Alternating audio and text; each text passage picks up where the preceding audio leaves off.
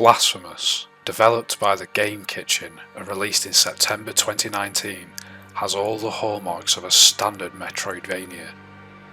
Its pixelated art style, punishing combat and precision platforming could all lead one to believe that it is yet another addition to this ever-growing genre of game.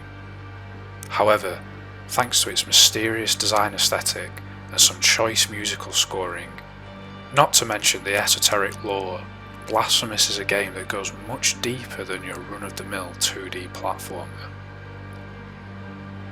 You take control of the Penitent One, who awakens in the land of Cvstodia as the sole survivor of the Silent Sorrow, one of the many tidbits of lore that the game presents you with. Similar to how you can, if you want to, piece together the lore of the Dark Souls games by reading item descriptions, so goes for Blasphemous. But what makes the world so interesting is the orthodox religion that seems to have decimated Cvstodia, with all but a few scarred survivors. You progress in a non-linear fashion, with numerous paths you can take through this maze-like game world. Each area presents its own challenges and obstacles, and each are very unique. You traverse shrines, churches, cavernous sewers, snowy mountains and arid plains, to mention but a few. You'll have to get to grips with a large, ever more sprawling map, and the way the zones are intertwined is extremely impressive. Some think of this game as a Souls-like, and whilst I really dislike that term, Blasphemous does share some tropes with the Dark Souls series. The combat, for instance, consists of a mixture of swordplay and spellcasting, being able to send powerful blasts of holy energy hurtling towards foes, or tackle them with slashes and well-timed parries. Time your parry properly and you can pull off some devastating execution animations against enemies. There are also shrines to rest at, to heal up and regain fervour, or MP if you like, and you can eventually warp from one area to another using specific mirrors. As you progress through the game, your sword, named MEA CULPA, which is Latin for through my fault I believe, can be upgraded at statues dotted around the world. There is no levelling system per se, that is, you don't allocate points into stats and form a build or a set, but you do make your weapon hit harder, learn new combos, and spells get ever greater amounts of health and fervour. Enemy design is nice and varied, and combat against basic enemies never feels too overwhelming, at least in the case of standard enemies. Each area in Blasphemous is, of course, home to its own boss, and I have to say, the bosses in this game are tough. Ranging from straightforward combat against super aggressive humanoids to balls to the wall bullet hells and dodgeathons. The bosses are visually amazing, mechanically challenging, and the sense of reward you get from bringing them down is again comparable to something like Dark Souls. I know on more than a few occasions I felt like giving up, such was the difficulty of some of the bosses, but you grind on, find that inner determination, get a clean and somewhat lucky run, and you overcome the challenge. Against all the bosses, you're engaged in an epic showdown, sometimes one-on-one, and other times with environmental obstacles complicating your strategy to defeat them. One thing that has to be said is that the boss battles, whilst tough, are amazing, and the sense of grandiose that is conveyed through these battles is all the more impressive, considering that the whole game is 2D. One of the things that makes Blasphemous stand out amongst its peers is the visuals. The game is incredible to look at, and the art style, from the enemies to the setting, is replete with Christian influence. This is a game where the world's inhabitants are deeply superstitious, and their religion has ravaged them, with an overarching theme of guilt and repentance playing a major role.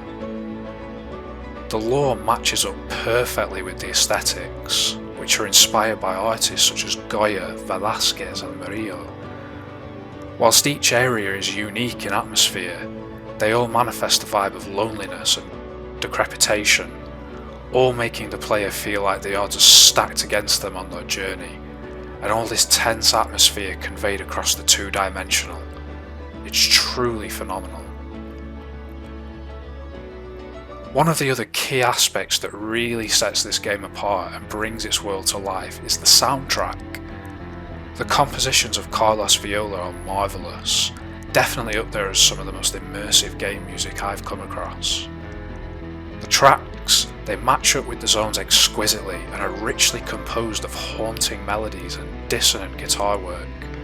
They offer up an atmosphere of the dreamlike and the oppressive, and I'm thrown back to games like the early Silent Hills, not in terms of horror, but just in the way that the music helps to thicken and define the vibe and overall experience of the game.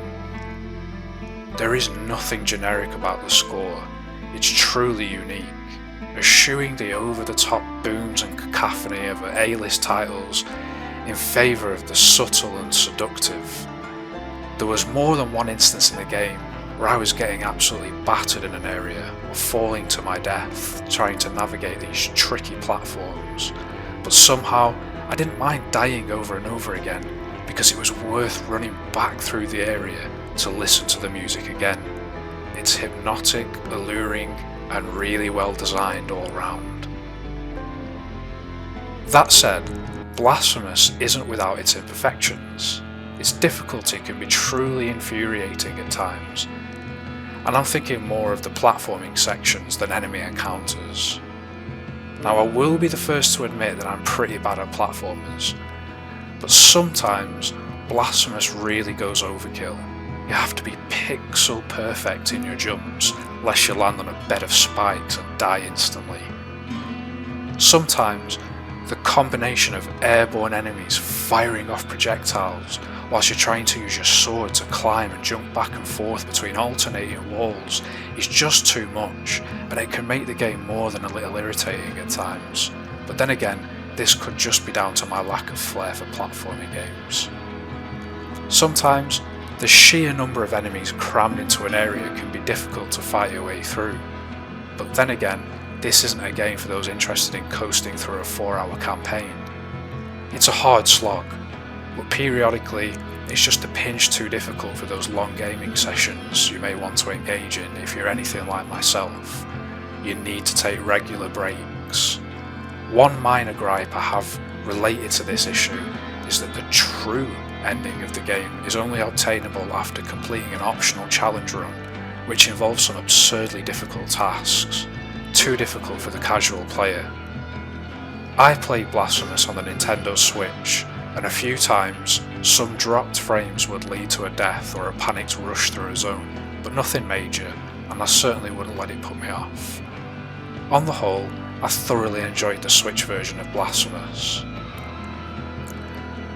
The Game Kitchen have developed a complex, enigmatic and truly unique experience. I finished this game some time ago, but still think about it fondly months after the fact.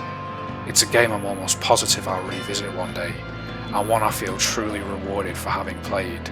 It ticks all the boxes for me.